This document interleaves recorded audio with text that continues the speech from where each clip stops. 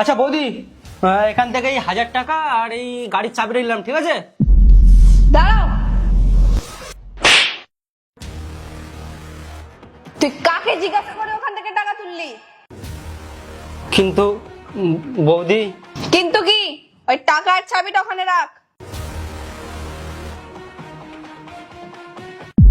তুই এগুলো নেবার আগে একবারও তো দাদার কাছে জিজ্ঞাসা করেছিস যে টাকার গাড়ির চাবিটা নেব কিনা? বৌদি আমার দাদাকে বলতে লাগে না, দাদা সামনে থেকেই সব দিয়ে দেয়। আর আজকে আমার কলেজে এক্সাম আছে, তাই জন্যই এই টাকা আর চাবিটা নিয়েছিলাম, দেরি হয়ে গেছে। এখানে কি তোর জন্য ট্যাক্সেল খোলা আছে যে যখন টাকা চাবি পারবি নিয়ে চলে যাবি? নিজের কাজ বাজ কর। একটা কথা বল, আর কতদিন এমনি দাদার ঘাড়ে বসে খাবি? ওরও তো ফিউচার আছে নাকি? আর দুদিন পর তো আমাদেরও বাচ্চা কাচ্চা হবে, সবটা কি তোর উপরে উড়াবে শুধু? যখনই দেখছি নাই টাকা নিচ্ছিস নাই গাড়ি নিচ্ছিস, এত তো বড় হয়ে গেছিস, একটু লজ্জা লাগে না তোর? কি ঠিক করে রেখেছিস নাকি দাদার টাকায় শুধু মস্তি করবি, ফুর্তি করবি, আর কাজ ধান্দা কিছু করবি না? ঠিক আছে বৌদি, আর এরকম হবে না, আই এম সরি। কি ব্যাপার, বৌদিকে আবার সরি বলা হচ্ছে কেন?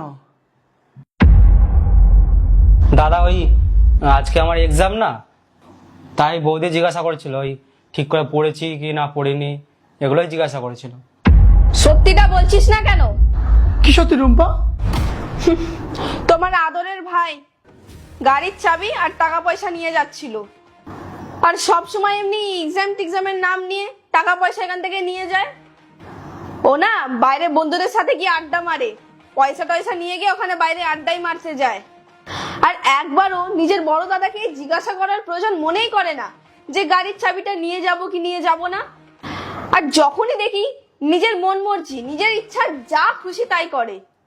রুম্পা, আমি কি তোমাকে বলেছি যে আমার গাড়ি লাগবে, টাকা লাগবে? কিন্তু শুভ, আমি তো তোমার জন্যই এসব ভেবেছি, এসব তো তোমার জন্যই বলছি। কি করছো তুমি আমার জন্য? তুমি আমার ভাইকে আমার মধ্যে থেকে আলাদা করার চেষ্টা করছো তুমি? ভাই ভাই আলাদা করছো, সংসার ভাঙছো তুমি, দেখি ঠিক করছো তুমি? আর তুমি সবাইকে কি বলতে চাইছো যে বিয়ের পরে ভাইকে কি বের করে দিতে হয়?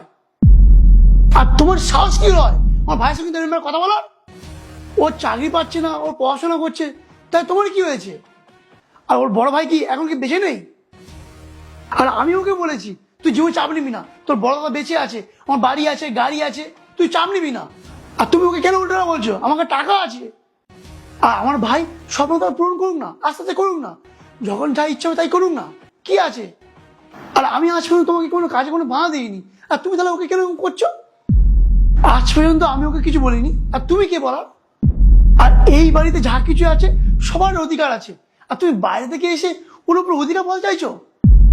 আর এটা ভেবে তোমার খুশি হওয়া দরকার, ও তোমার বাড়ির লোক মনে করে না, নিজের মা বলে মনে করে, তুমি তার সঙ্গে এরকম ব্যবহার করছো। আর একটা জিনিস ভাবো তো, আমার বাবা মা ছাড়া মানুষ হয়েছি, ওই ছোট ভাইটা কি ভাববে বলো তো? ভাবে যেমন বৌদি আমার ঘরটাকে বের করে দিচ্ছে ঘর থেকে, কতটা কষ্ট লাগে বলো তো? রুম্পা, তুমি একটিবার বোঝার চেষ্টা করো, এরকম কখনো হয় না। যখন বাড়ির বড়রা কি ইনকাম করছে, বাড়ির ছোটরা ইনকাম করে কি দরকার তুমি বলো না? রুম্পা, পরিবারে যখন বড়রা কেউ সংসারে হাল ধরে, তারা চায় পরিবারের সবাই যেন খুশি থাকে, শান্তিতে থাকে। আমি আজকে এই রাস্তা থেকে উঠে এত বড় হয়েছি, আমি জানি কষ্টটা কি। আমি যে কষ্টটা করেছি সেই সেম কষ্টটা কি আমি আমার ভাইকে দিয়ে করাবো তুমি বলো? আর তাহলে আমি এত কিছু টাকা কামিয়ে আমার লাভটা কি তুমি বলে দাও না। রুম্পা, এরকম হয় না, তোমার চিন্তা ভাবনাটা একদম টোটালি ভুল। তুমি তোমার মা থেকে সরিয়ে দাও, তুমি আমার ভাইকে আমার থেকে যে সরিয়ে দেবে। আর আমার ভাইয়ের জীবনে যা যা দরকার সবকিছু আমি দেবো, আর সেম অফারটা তোমার জন্য। তুমি জীবনে যা কিছু করতে চাও আমি তোমার সবকিছু দেবো, কিন্তু তুমি আমার ভাইকে কিছু বলো না। তুমি এটা বোঝার চেষ্টা করো, তুমি যেমন আমার কাছে, আমার ভাইটাও আমার কাছে তেমন, দুজনকে আমি পার্থক্য বলে মনে করি না কিছু। দাদা এসব ছাড়ো, আসলে ভুলটা আমারই। আমি এত বড় হয়ে গেছি, এত ইন্টারভিউ দিলাম, একটা এখনো কাজ বাজ জোগাড় করতে পারিনি। আজ পর্যন্ত কতগুলো ফর্ম ফিল আপ করলাম, কিচ্ছু হলো না। আমার তো এখন মাঝে মাঝে মনে হয় এই সব কিছু ছেড়ে দিই, আমার দ্বারাই কিছু হবে না। তুই চুপ কর ভাই, কিসব ভুল আর বলছিস? তোর বই তো দুটো ভুল কথা বলেছে আর তুই ভুল বকছিস। দেখ, জীবনে ভালো সময় খারাপ সময় তো জীবনে আসবেই, ঠিক আছে? তুই কোনো চাকরি পাসনি কিন্তু পেয়ে যাবি। আর আমি শুধু একটাই চাই, তুই সবাইকে সম্মান কর। আর এটা আমার কাছে বড় দাদা হয়ে অনেক। তোর থেকে কিছু আমি আশা করি না, তো যা ইচ্ছে তুই তাই কর। আর তোর বৌদি যেটা চাইছে না আমার দুজন আলাদা হয়ে যাই, ও কোনোদিন সম্ভব নয় আমাদের দুজনকে আলাদা করার।